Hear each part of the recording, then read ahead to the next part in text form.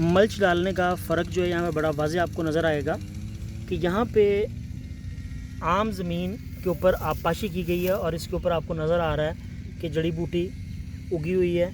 इसके साथ हमने मल्च डाली है।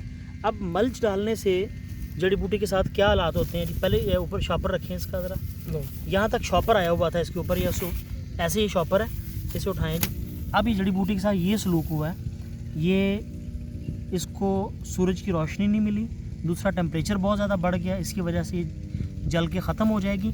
लेकिन जहाँ पे शॉपर मौजूद नहीं था, मल्च मौजूद नहीं थी, वहाँ पे ये सूरत हाल है। इसमें एक और जगह से निकाल के देखें यहाँ से,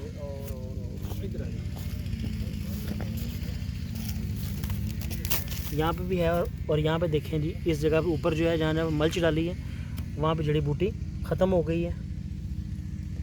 बड़ा वाज़ेह फ़र्क है मल्चिंग करने के फ़ायदे का।